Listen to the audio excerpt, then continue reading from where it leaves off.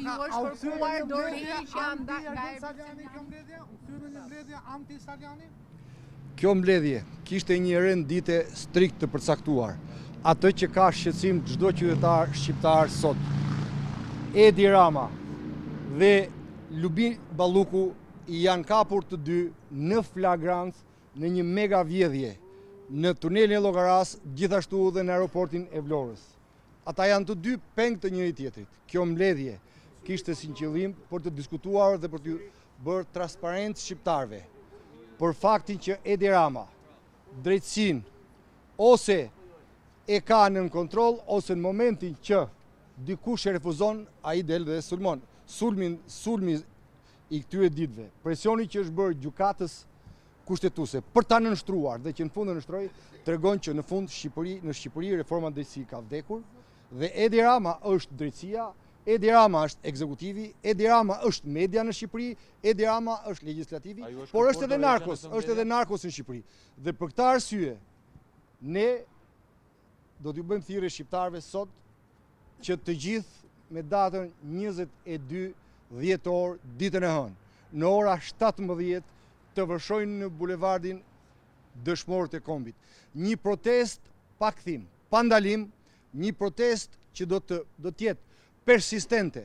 Pra nuk do jetë vetëm një protest, ne do të vazhdojmë ciklin e protestave derisa qeveria teknike të trokas në vendin tonë dhe të largohet narkosi dhe t'i hapet rrugë zgjedhjeve të lira, sepse jemi një vend, i vetmi vend në Europë që nuk zhvillojmë zgjedhje të lira, por zhvillojmë farsë. Dhe pas zgjedhje të lira, kuptoni një gjë, pas zgjedhje të lira, asgjë tjetër nuk ka kuptim dhe as demokracia, as pluralizmi. Zotë Noka, ju është kërkuar dorëheqja sot në mbledhje?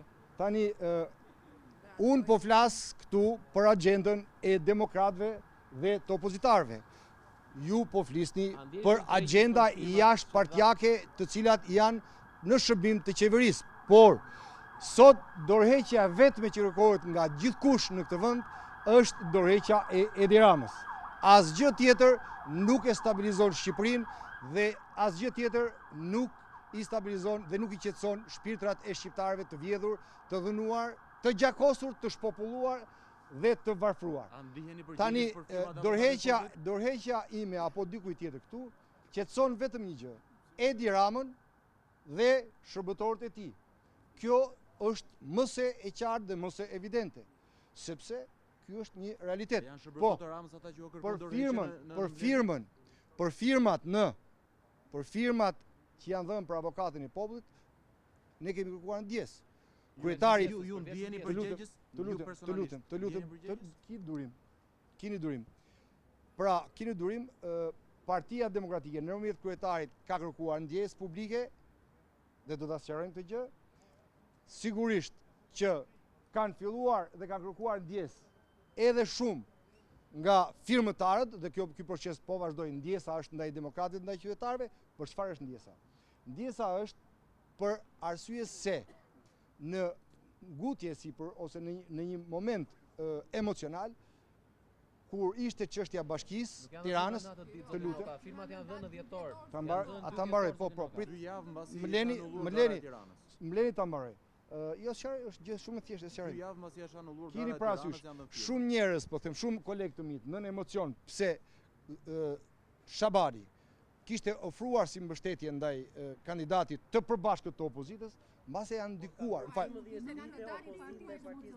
Ata mbaroj, Mleni te mbaroj. Pra, ju sqaroj, është një ndjesë. U zhbën me 12 Tani kam një pyetje, të përgjigjem ty apo ti. Duroni, keni durim. Atëherë. Po, ju a them unë. Sot në mbledhje kanë thënë 5 deputet që i ka telefonuar dhe i pranoi dhe vetë Saljangi. Madje ka gojdhëna që vetë Grida është negociatorët e Rama për Endri Shabani. Gojdhëna, ka gojdhëna. Tani, kjo është histori që nuk i intereson. Ju sqaroj. Flamur Noka. Një sekond. Flamur Noka. Në cilësinë e sekretarit përgjithshëm të Partisë Demokratike dhe të deputetit. Ka debatuar me çdo firmëtar. Ka qenë kundër dhe është kundër. Flamur Noka ka një vullnet të shprehur tek Adriana Kalaja, Besim Dërgjoni dhe antarët e tjerë. Flamur Noka, po e përsëris, ka qenë kundër dhe ka debatuar me çdo firmonjës dhe në mbledhjen e grupit kam qenë nga të vetmit që kam kërkuar llogari për këtë gabim që është bërë. Ky është qëndrimi imi personal në raport me këtë çështje që po thoni. Por për sa i përket qëndrimit politik të partisë, ne kemi kërkuar ndjes për një firmë e cila ishte për një fazë praprake, po jo për seleksionim kandidatësh, dhe ju mediat keni një ndikim jo fort të pakët në këtë gjë, duke e paraqitur si fakt. Duke paraqitur si fakt, jo fakt. Jo fakt. Procedurën parlamentare nuk është në mbojshme për të dëgjuar në Komisionin e Ligjit dhënia e firmave, ndërkohë që ju i keni dhënë firmat në atë fazë, i keni dhënë firmat jo vetëm në atë fazë, por dhe me datë 2 dhjetor. A mund na sqaroni Elda, e përshëndes. Elda, tani çdo kush, shiko, t'ju sqaroj një gjë. Çdo njëri nga kolegët e mi firmonjës ka kërkuar ndjes dhe po kërkon ndjes. Për një gabim i cili u tërhoq, jo, sepse do t'i themi shqiptarëve një gjë. Pa u tërhoqën me datën 2, po ju them unë, me datën 2 dhjetor.